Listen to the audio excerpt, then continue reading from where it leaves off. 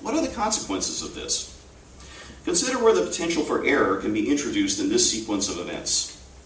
A song is released to the world, via a live stream, via a radio debut that's immediately ripped, doesn't matter. Is there a date of its uploading? Its recording? Is that provided? Should the artist provide it? Should the label, if the artist is signed? Is it a live version? Is it a demo version? A mixtape version? Are there guest artists? Are they new? Do we know who they are? Is it definitely different from a formally released version? Will it ever be formally released? ... For all that there are multiplicities at work, there's also simplicities that can create massive consequences. Consider the story of Gracenote, formerly the Compact Disc Database, or CD-DB. This site has become the de facto 800-pound gorilla of digital music information designed to collate and present correct MP3 ID tags, an automated process. A CD is read by a computer, it is matched with an entry at Gracenote, and the information is sent back to one's own computer. However, each individual disc must be entered into the system at some point, and often it's down to whoever gets around to it first, one anonymous listener out of the entire world. Consider how the potential for error has appeared over time as first promo CDs and then MP3 promo releases are sent out to the world, quite often without a Gracenote entry or without the ID tags in the MP3s to identify the tracks. This leaves it to the music writer or the radio DJ or someone similar to do the work that arguably should have been done by the person or group releasing the album or song, as perhaps some of us have thought with a sigh, contemplating an unlisted 30-track various artist compilation. This question of error is therefore of paramount importance. If you'll allow my indulgence in pointing it out, my fellow panelist Douglas Wolk has written an example of this problem before for the July-August 2008 issue of The Believer. Having acquired a copy of Huey Piano Smith and the Clown's Rockin' Pneumonia and the Boogie Woogie Flu, he entered the data into iTunes and submitted it to Gracenote, as the site returned no match with the disc. At the time of writing, he has never found a copy of it since, and the track listed he submitted via iTunes has since been borrowed and reproduced many times, each time containing an error that had accidentally, I hope, yes, or intentionally. I made that story up. You did. You Tragedy. Forget everything I said. However, I got I had backup, so ignore what I just said. Now, closer to home, and definitely happening. I'm going to get you back for that. I knew I should have checked with you, so my fault entirely. Back around 2000 or so, my good friend Brian McDonald and I completed something we had been working towards for years, a collation of the out-of-print EPs by the UK band Disco Inferno. As it happened, I was the person who submitted a track listing for this collation, titled The 5 EPs to Gracenote. In doing so, I definitely made a noteworthy mistake. Based on the order in which the song titles appeared, front and back, on the second of the 5 EPs CD cover, I assumed that the third song of the compilation was called From the Devil to the Deep Blue Sea, and that the fourth song of the compilation was called A Rock to Cling To.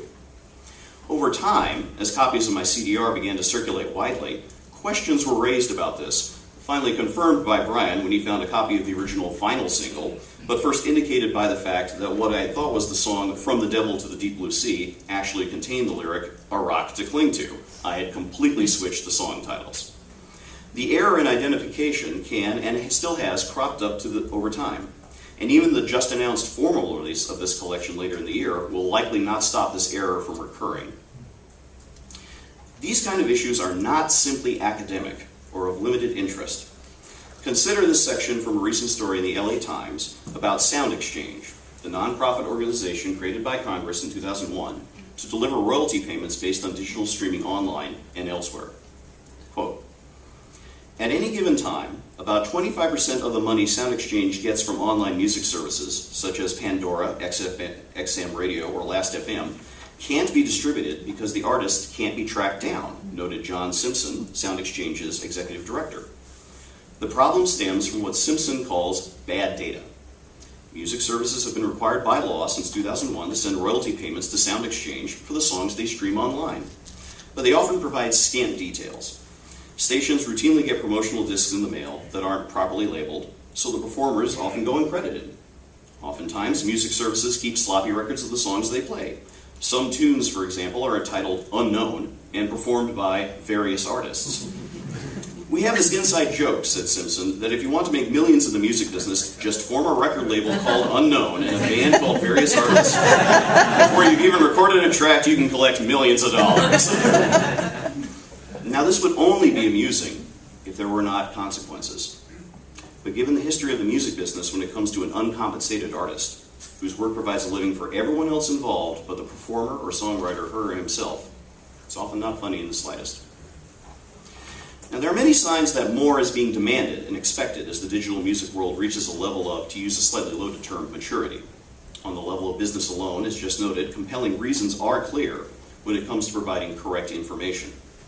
Meanwhile, with web services like Shazam, when web services like Shazam can analyze a song one hears and give you full information about it back, it seems a perfect solution exists, except that such a service, like GraceNote, relies on a database that by definition is never fixed nor universal.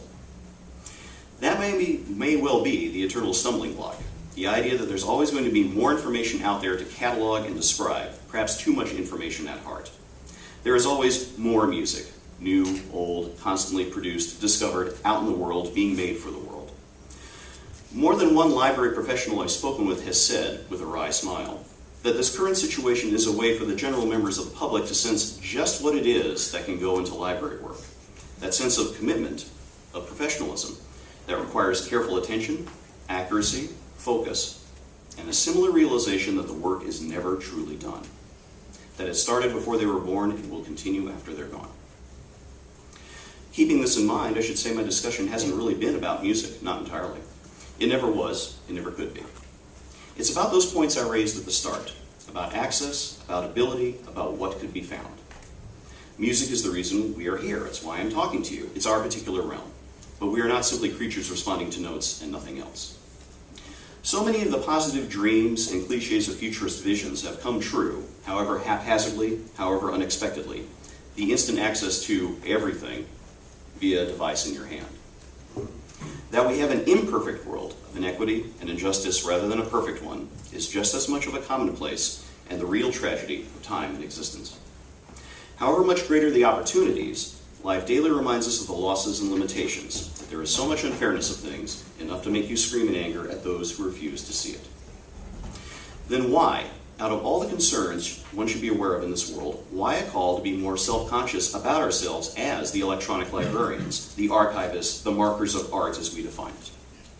We all create more knowledge than may ever possibly be used by any one person, and yet there it is now. We provide the help to the person in that first step of the search so that we may progress to the second. We provide the tools for the future, the signposts, the way to get to that thing that was written, recorded, whatever, for someone to encounter, to consider, to be inspired by, and not simply musically.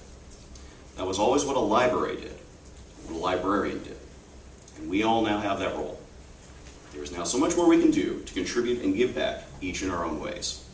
And in doing this, we inspire the future by enabling the present, and the rest will follow. Thank you.